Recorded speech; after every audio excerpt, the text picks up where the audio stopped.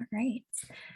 Well, hi everyone. My name is Katie Bradford Osborne. I am the founder and curator of Roaring Artist Gallery. We're a fully virtual art gallery that supports and shows exclusively women identifying artists. And we are here today for an artist talk with Robin Kinney. I'm so excited to hear more about her art in our current exhibition in our 3D gallery space, which is called Layers. It's a mixed media show, and I am so excited by the way it's turned out. If you haven't seen it yet, go and see it. And I'm excited to hear what you have to say, Robin. I'm going to read your bio real quick and then I'll turn it over to you. Okay. All right. Robin Kinney hails from Franklin, Tennessee, just south of Nashville, where she lives with her husband, 2 children, and her sleepy dog. After earning her Bachelor of Arts degree in art from Carson-Newman College, Robin moved to Tallahassee, Florida to complete her Master of Fine Arts degree at Florida State University. She is shown around the country and was most recently published in Kolaj magazine and Floss magazine. She is also the administrator for Artist Mother podcast. You are using images sourced from toile fabric, her own photos, and art history books intertwined with her own marks. Robin explores the fleeting nature of time. Her work tells her life story and speaks to the times we're living in. Line drawings meander through washes of paint, defining and creating patterns, arrangements, and structures. Halos point to the sacredness of the domestic mundane. Children's blocks become jewels, and toys become crowns. The complicated roles of a woman and a mother drip with beauty and intrude with softness. What has come before, as depicted in so many patterns of the past, is restructured and reimagined. I love that, Robin. All right, take it away. All right. Thank you so much. Let's see. Okay.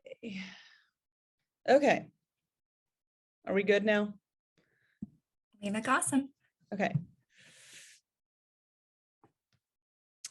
Okay. Hello. I'm Robin Kinney. Thank you, Katie, for that introduction. I am taking a little solo trip this weekend, so you can see this microwave behind me in this hotel room. So I'm coming to you from Sewanee, Tennessee, which, as I was thinking about this today, is actually, it's funny that I'm here because it's called the University of the South, and or where there's a college here called the University of the South that's just down the street.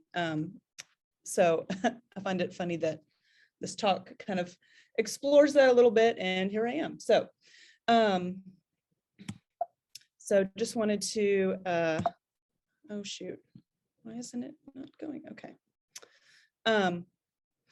So like Katie said, I carefully select images from sources like toile fabrics, depicting scenes of middle-class people living life, oblivious to the world around them, my own personal photos and art history books, and intertwine them with my own marks. The silhouetted figures are both empty and full, disappearing into the past and determining the future. The silhouettes of women and my own personal family photos both reference the past and disrupt it. This disruption comes through hot contemporary pinks and teals, as well as distortions of the old patterns. Modern yet personal prints also spring forward amidst the historical toile patterns. My son's car pajamas, lace from my daughter's recital costumes, and painted wallpaper that references the 80s and 90s. And like Katie shared, I grew up in Franklin, Tennessee, just south of Nashville, and I currently reside there with my husband and 2 kids. Got my Bachelor of Arts from Carson-Newman College, which is in East Tennessee, and then received my MFA from Florida State University. And I'm represented by Roaring Artist Gallery and am the administrator for the Artist Mother podcast.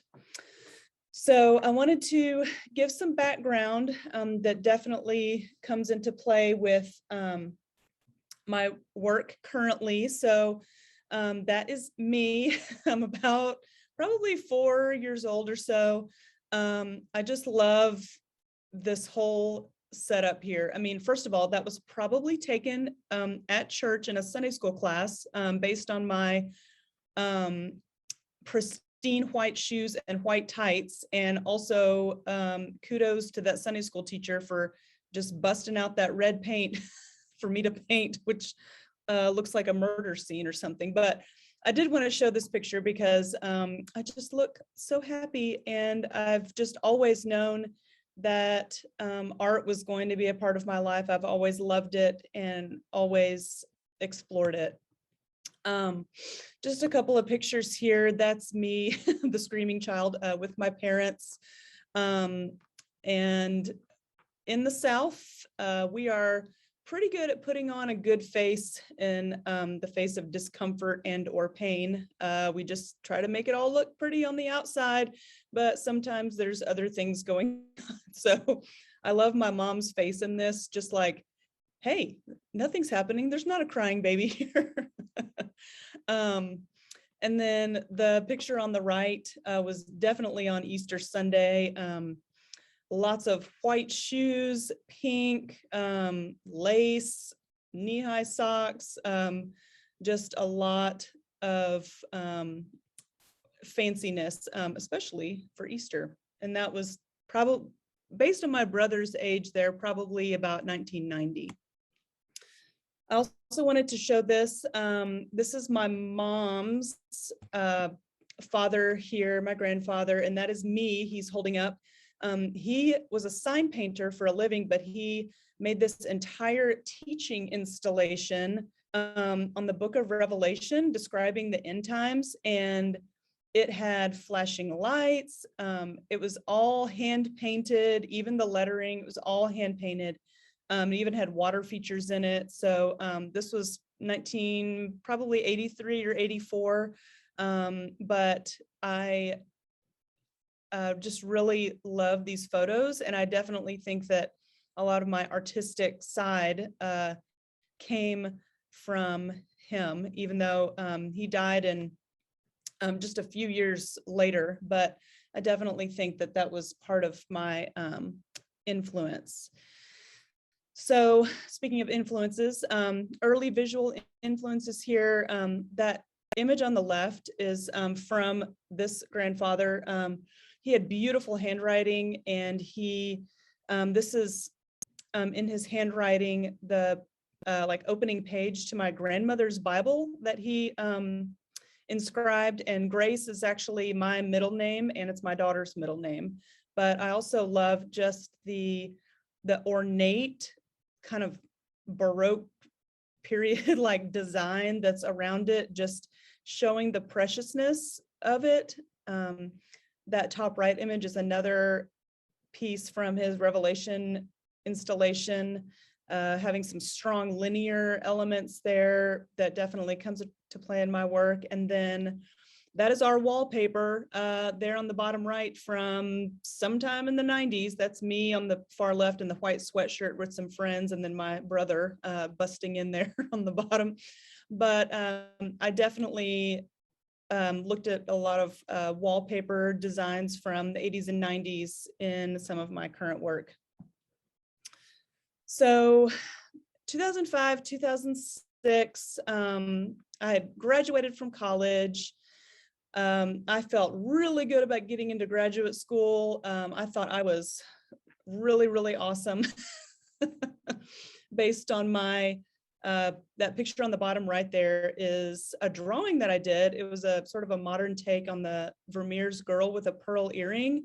And I won $1,000 for it in a contest, and I thought I was awesome. Well, I didn't get in anywhere to grad school. So I moved back home. I made a whole new body of work, which you can kind of see here, very abstract, expressionist, colorful, used some like different kind of papers, transparent layers and things. Submitted again the next year and got into 6 schools and ended up choosing Florida State University. So now kind of move into the grad school era. This was fall 2005 to spring 2009. So this photo here is a side view of part of my thesis show installed. You can see they come off like really far from the wall, almost like these little hat box objects. This is my studio. Our studios at Florida State were in a giant metal warehouse with no air conditioning. So hooray for us. Um, like many in grad school, I came in making one kind of work that you saw earlier, and I left making completely different work that I think really was more me. But it was a process. So when I got to this point, maybe in my first year of grad school, and I was sort of starting over, and my professors had sort of beat everything out of me that that I came in doing, and I really had to figure out what I wanted to do and what I wanted to say. So I just started off with, okay, what do I just love to look at purely on a visual level, like not thinking too hard about it, but like purely on a visual level. I loved pattern, ornate pattern, all floral, just any kind of, I looked around my apartment and I had like this really ornate shower curtain and these little boxes that had all these things. So I was like, okay, I know I like to at least look at that. I was also very interested in exploring my spiritual background as a Christian and how can I show light and dark, beauty and pain in the same piece. And also, I don't have to reinvent the wheel with each piece. I can let themes develop over time. So if you'll remember that picture of my grandfather holding me up as a baby, this silhouette there on the left is that image. And the title of this is, I wonder if I would have chosen the same path as a child. So here's a side view of these pieces. I was really looking at a lot of medieval manuscripts and things like that too. And I really wanted these pieces to be like little objects, like precious objects coming off the wall. Visual elements I was wrestling with, origins of pattern, the poses of figures, silhouettes, the tondo or circular shape, which has a very spiritual, almost like a portal to another world. Just the shape in and of itself is a more feminine shape as well. So I really thought that went with the content I was exploring. Also working with transparent layers and visual similarities of sort of this medieval era Christian iconography. More themes that I wrestled with, again, the beauty and suffering of spiritual life, Christianity specifically, because that is my background, and meanings of patterns, like where do these patterns come from? Autobiographical content. My work has always been highly autobiographical. And then this idea of the self-portrait. So that comes more into play later, but this one's called The Breakup, and that image of the girl there is from a print of Cinderella, and this man, kind of that grayed out sort of male figure there at the bottom is kind of grayed out and sort of disappearing. And so again, very autobiographical content, as I was literally going through a breakup during that time. So there's another side view there. So I wanted to show a few of the influences that I had during grad school, and that a lot of them still carry over. Rubens, Peter Paul Rubens, just the poses of these figures and how they translated into emotion. Again, kind of this Byzantine medieval era iconography. William Blake was a huge influence. I loved his poetry also, but he did these illustrated books of like Paradise Lost and Dante's Inferno and all these heavily loaded spiritual pieces. So I definitely looked at a lot of him. The pre-Raphaelites, just for their ornamentation and the portraiture that they worked with. Carol Walker, who's a more contemporary influence, but obviously with the silhouette and how she uses the silhouettes to explore difficult subject matter. So she was a huge influence. Rococo era furniture and decor with these like really ornate designs. Cindy Sherman, just the idea of sort of transforming yourself into something else and it's still being a self-portrait. Gustave Doré, he did these amazing prints of Christian scenes from the Bible. I have this really large book and it says scenes from the Bible, but every time I hear it or look at it, I just hear scenes from the Bible, like in a very serious voice. So illuminated manuscripts, like I said, The Grammar of Ornament is actually a book explaining all origins of pattern. Gustav Klimt, how he combined these sort of abstract, really colorful shapes with the more realistic portrayal of the human figure. And Laurie Field, who's a contemporary artist with these, like, she does these encaustics with big like headdresses and uses a lot of anthropomorphic figures. So those are some of my influences during this time. My thesis show, the main part of the wall had these 6 painting objects, and just to the right, I stapled fabric on the wall. You can see my mom there in the bottom right, to look like wallpaper. And then I put a wooden border around it to make it look like a domestic interior. So after graduate school, this was kind of in the time period of spring 2009 through fall 2013 is kind of this next chunk of time here. I worked in a couple of galleries. There's me after probably receiving a big sculpture in a gallery, and my co-worker Brian and I, we had a lot of fun together, and I just decided, I was like, hey, take my picture. I'm going to jump in this big styrofoam thing. So I really loved working in galleries. I loved just all the behind the scenes work and installing shows. So that was a really fun time. I worked at galleries in Nashville, and then when I moved to Chattanooga, I worked at a gallery there. I showed a few places kind of regionally. That picture on the bottom right is from a show that I did at my alma mater at Carson-Newman.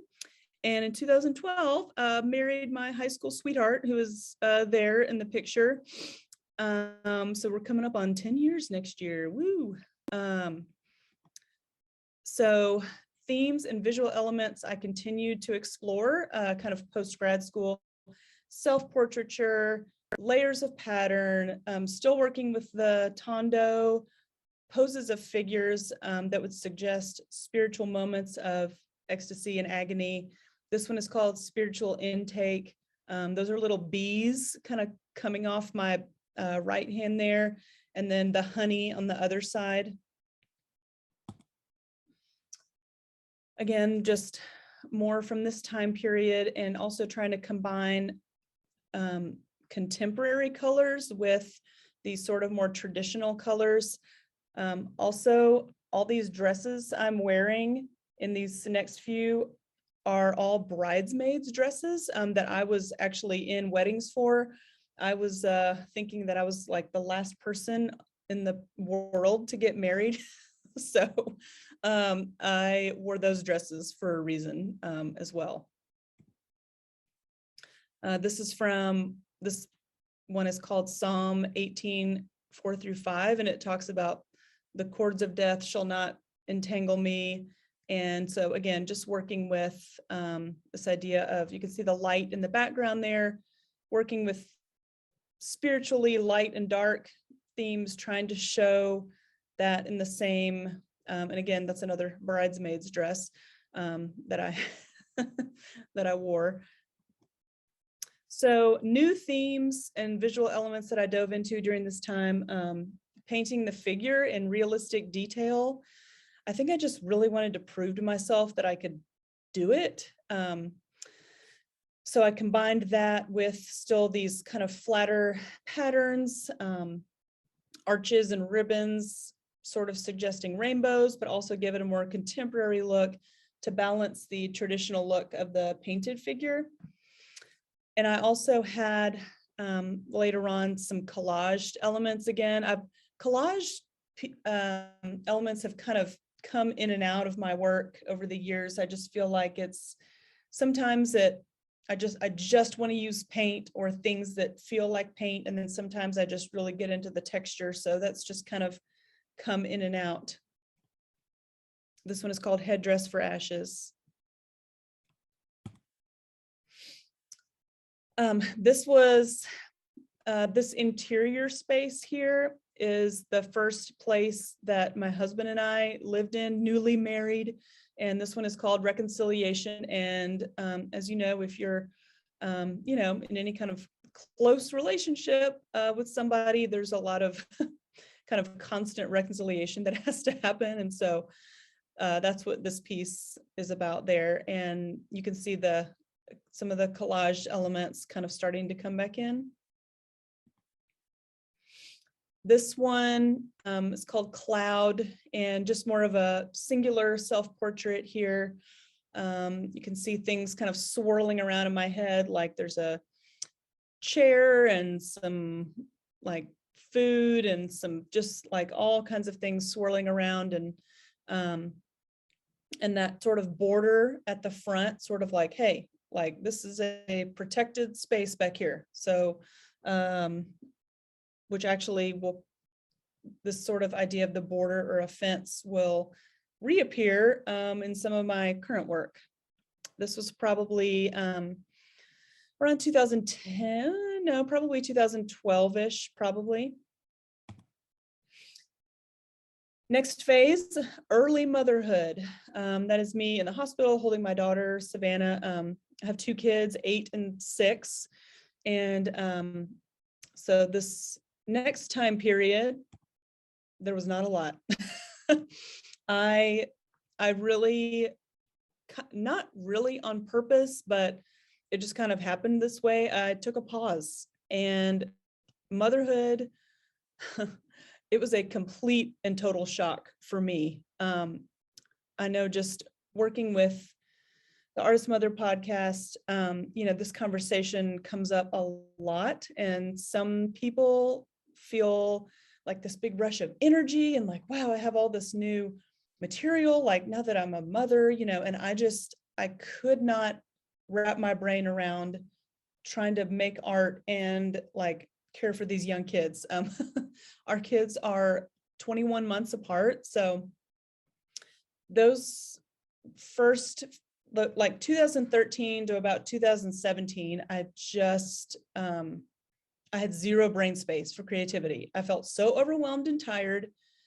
I just really wanted to be with my kids while they were so little.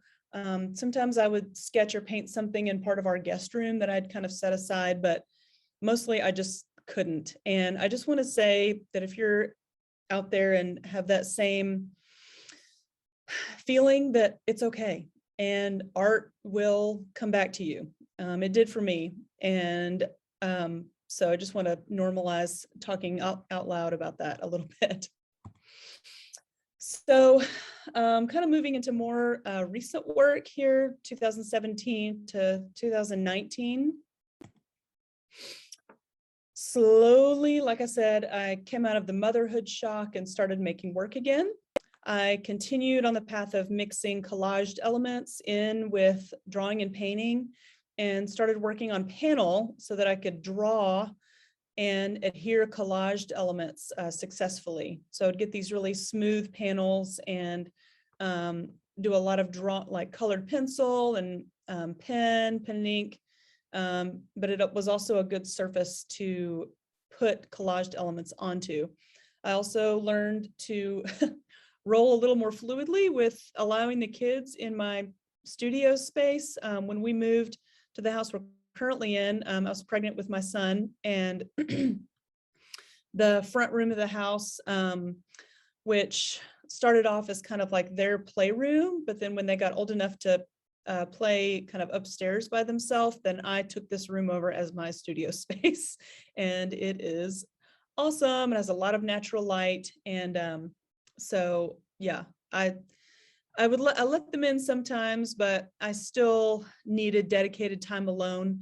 But it was also fun to kind of like see what they would create and like bring them into the experience. The piece on the right there called Mother Muse The three figures kind of in that left part there, we bought one of those little like tents for my daughter when she was little, and we took a picture like all inside it. And so I love this piece because the composition feels super crowded.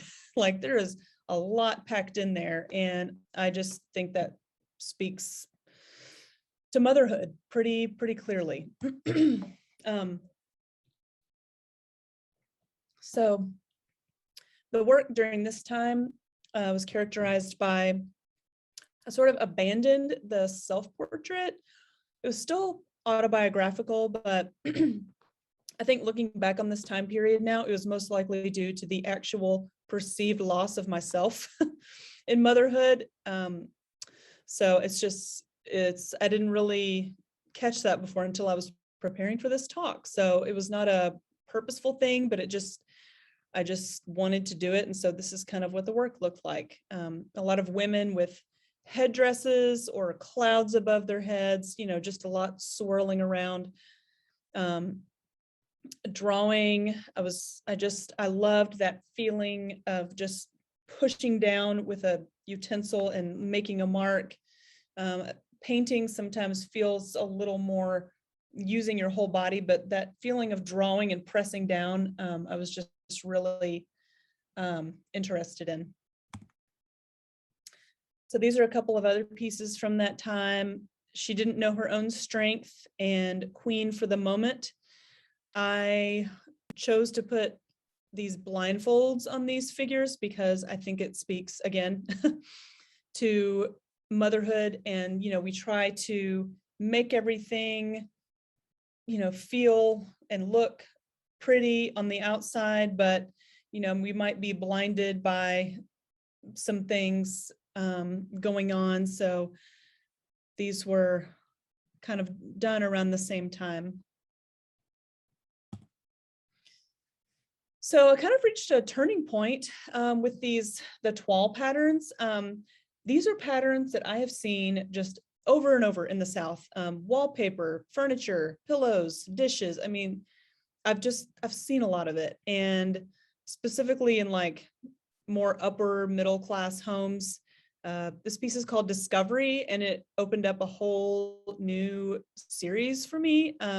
Here I'm like literally like looking in to see what it's about. So this was the first piece that I did where I would print out these patterns from sources that I found, and I would trace them on graphite paper, and then I would go over them again with like a blue colored pencil. And there's also like a play structure there in the background, and just really, it's not maybe the strongest piece ever, but I wanted to show it because it kind of shows a new direction. So I started taking like super unflattering pictures of myself just when I was in the car, or just, after I dropped the kids off from school or whatever, and started using them in my pieces, and did like a deep dive into kind of the history of these different toile patterns and looking at like play structures. I returned to putting my actual self back into the works there on the right, as well as tracing models in catalogs I would receive in the mail, like anthropology catalogs or kids clothing catalogs or whatever. So, here the toile pattern, it's just sort of existing on the surface. I loved the look of it. And so I just kind of started there. And there's some detail shots there of these pieces.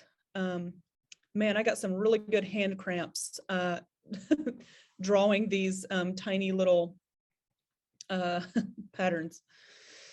So I decided to see how far I could push the crown versus halo idea.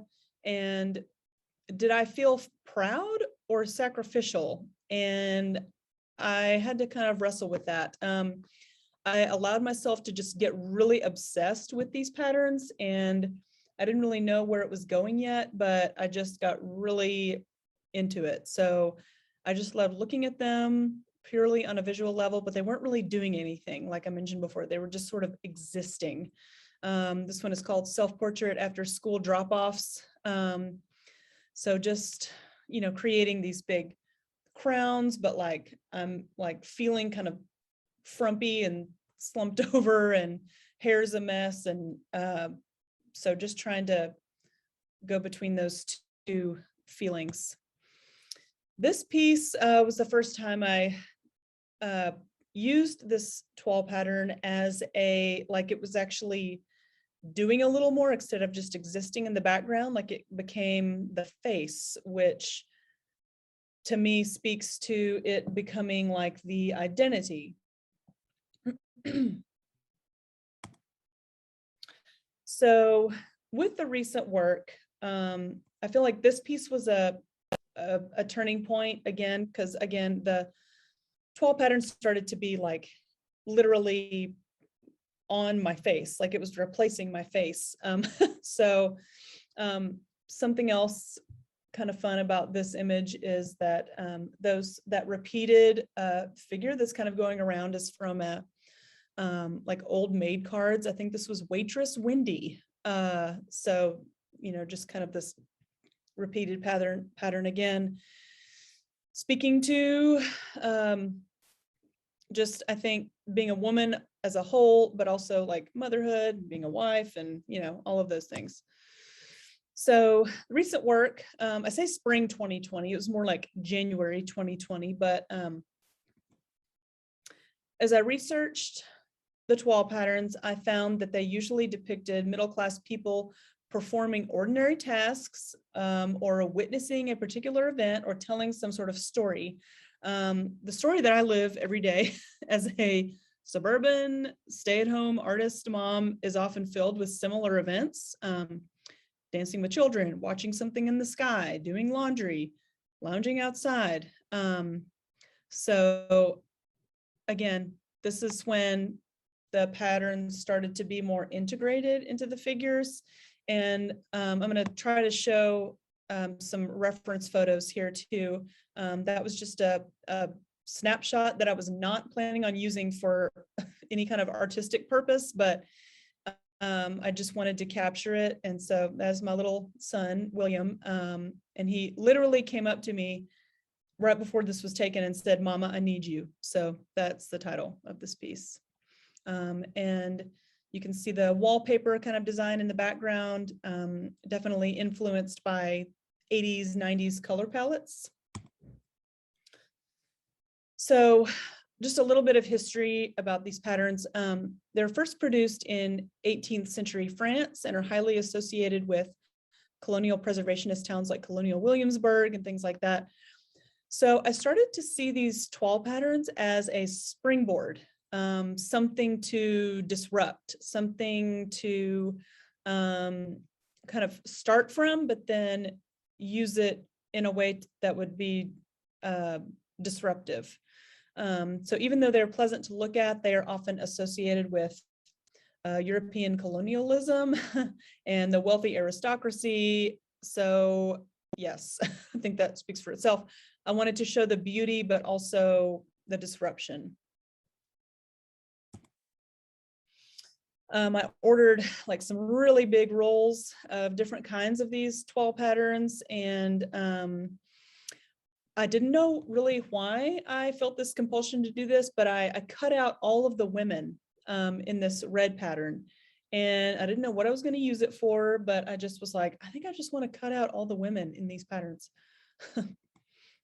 So there you can see them sort of in the background of this piece, kind of in the wallpaper, just sort of peeking out, looking around, kind of seeing what's going on. I increasingly used personal photos as inspiration for my figures and also continue to explore interior spaces like wallpaper.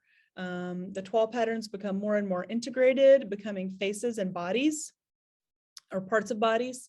I also started using new materials like glitter glue, which is super fun. And like I said before, like actual toile fabric. So you can see kind of on the shoulder there of me, I just sort of blocked out that certain shape to be like just that fabric. I find that motherhood offers constant inspiration for exploring just joy and pain and stress and life, just all of it together. So that just increasingly became more integrated.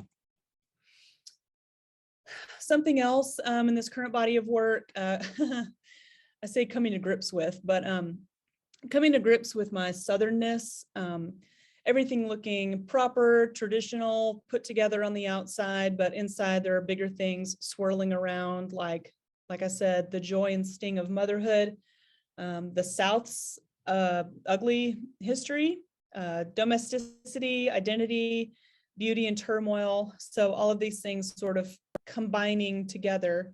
And like I said before, like, you know, just trying to show a more inward look. So a lot of these recent pieces have the singular figure, which is always me, and later on other figures start to be sort of inside these singular figures. So this one is called Fire Within.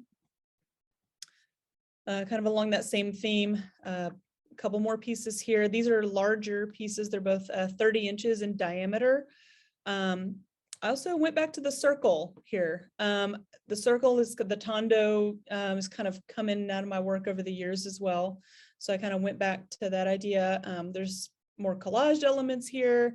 You can see some of these women that I'd cut out start coming into the work. My focus continued to turn inward, and I started placing figures within the silhouettes and further obfuscating the toile pattern and disrupting it. So it was visible enough to tell what it is, but covered enough to show the changes that I was making. 90s wallpaper designs, pictures of my family, glitter glue, and other repeated patterns continue to find their way into paintings like this one. And this one's called Shelter. And if you take a closer look, that is a picture that I used. This was our family on Christmas Eve last year of 2020, and I made everybody put on our matching pajamas on Christmas Eve, probably at about 10 a.m. because we were stuck in the house. There was nowhere to go, nowhere to be. And I was like, well, let's just put on our Christmas pajamas. So we were just inside with ourselves with our Christmas pajamas on. So I started thinking about if I can shelter those I love, wouldn't I choose to do that? How much do I let them experience? How much do I protect them? These are questions as a mother and wife I think about all the time. At the same time I was making those larger pieces, I was also kind of playing around making these small works.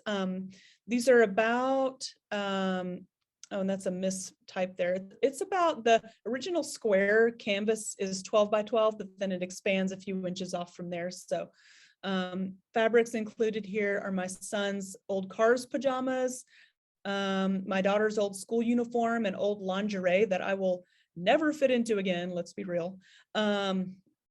So these, yeah, again, with the singular figure, and just allowing myself to sort of play with different fabrics, personal fabrics. And this one's called Identity Part 2. I did a few of these in a series. This is Identity Part 3. Again, you can see like, that was one of my daughter's old like unicorn tank tops there on the bottom left. You can kind of see some bra straps there hanging down. Then I decided to start exploring other shapes besides the rectangle and circle. And I was at an antique store nearby and came across these vintage frames. And I just thought, oh yes, I need to use this. So these actually came in it was like a pair of them. So this frame originally had a mirror in it. So I took the mirror out and then I wrapped the remaining like wood backing in the toile fabric and then started painting directly on the fabric. This image is of my daughter and I after her first soccer game. And again, like that I mentioned this before, but kind of having this fence up in the front, this like protection of this moment and these people. So since I did a mother and daughter, I decided why not do a father and son piece that would kind of go with it. So, oh, that's another father and son, not son.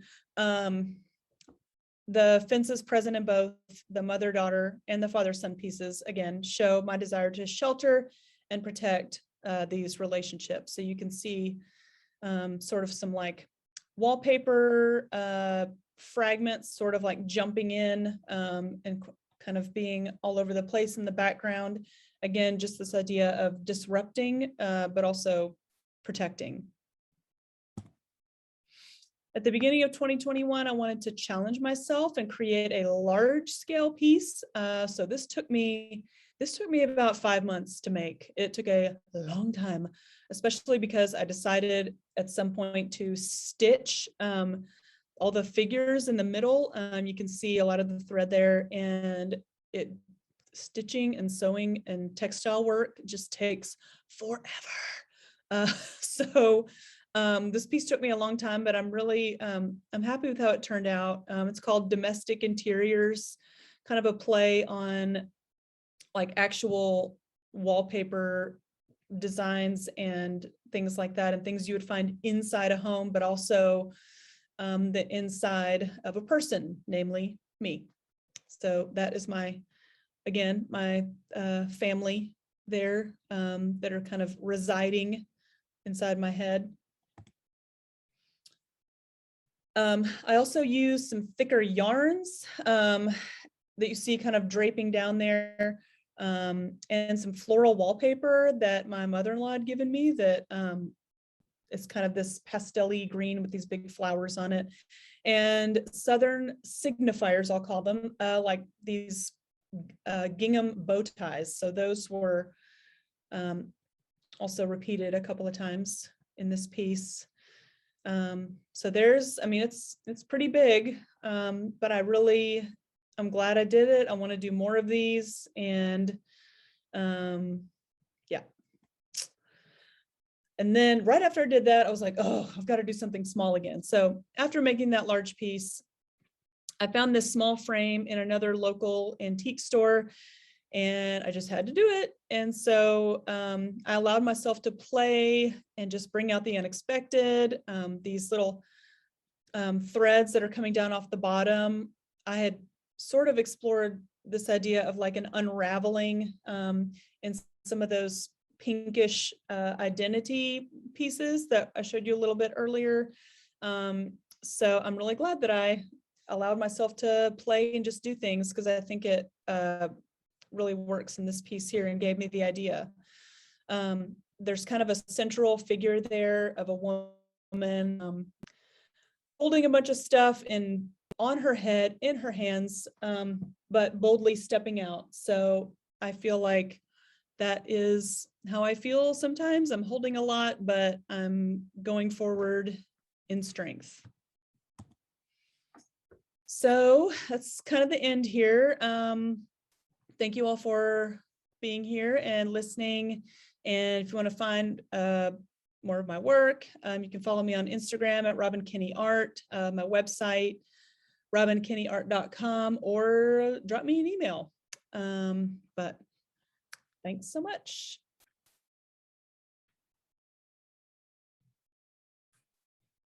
All right. Does anyone have any questions for Robin? I saw Elizabeth said in the chat, thanks, Robin, great talk.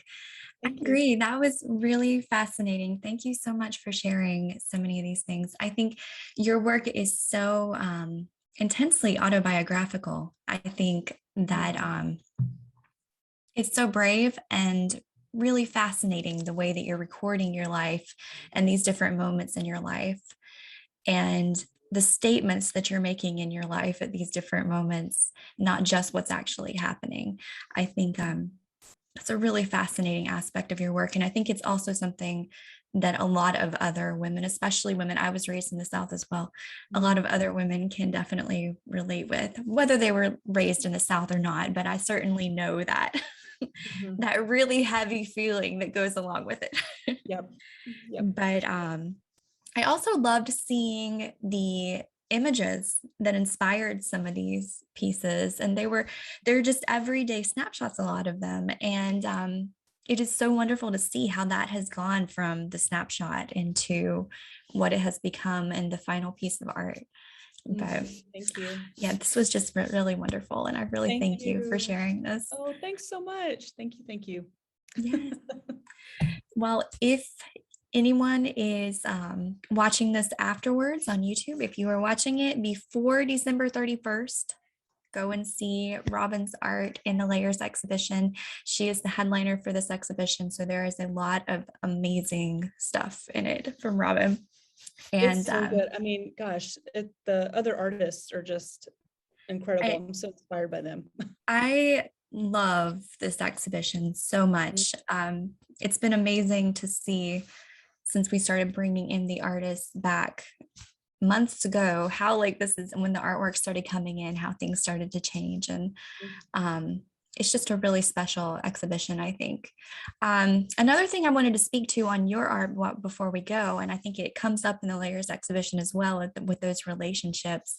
I love that you're speaking about motherhood. It should not be such a taboo subject in art whenever it affects so much of the artistic population. I don't know a mother who went through motherhood and their art came out completely unscathed. Right. You know, Yes. whether it is taking time off, or like you said, some people do seem to get a renewed energy, but it's going to inspire it, because that is such a huge part of your life when you become a mother, regardless of how that happens. Oh, definitely. Yep. It is. And so it should not be so taboo. And so I love that it is such a big part of your work. I think that's a really special thing. And it's one of the things that I really love about having you represented in our gallery. Thank you so much, Katie. Thank you. Thank you. Yeah, I think I'm just, and again, like working with the Artist Mother podcast, it's just, that is such a natural conversation. So I think I just felt like really free to like make work about that, you know? So anyway. I think that's one of the wonderful things about these organizations like the Artist Mother podcast community. I know for me personally, it feels that way as well. I think we've created this space to be able to talk about these things and explore these things in a safe place. But just knowing the rest of the art world doesn't necessarily see it that way, I think it's a really special place that we've been building. And I love being a part of that. And I love the way that you and your artwork are a part of that. Oh, thank you so much. Thank you. Well, we will go ahead and close out if nobody else has any statements or questions for you, Robin. But I want to thank you so much for sharing. I want to thank you for allowing us to show your work in our gallery and represent your work. I am very honored to do so. I think it's beautiful, and I love seeing how you're evolving and changing. I'm excited to see what you do next. Thank you so much, Katie. You're doing such good things over there. So I applaud you, and it's an honor to show with you. Thank you. Thank you. I appreciate that. Well, like I said, if you are watching this before December 31st, 2021, go and see the Layers exhibition in our 3D gallery space. If it is after that, I'll have a little tour up pretty soon on YouTube, so go and check that out. But it's definitely an exhibition worth checking out for sure, in no small part due to Robin's amazing work in this exhibition.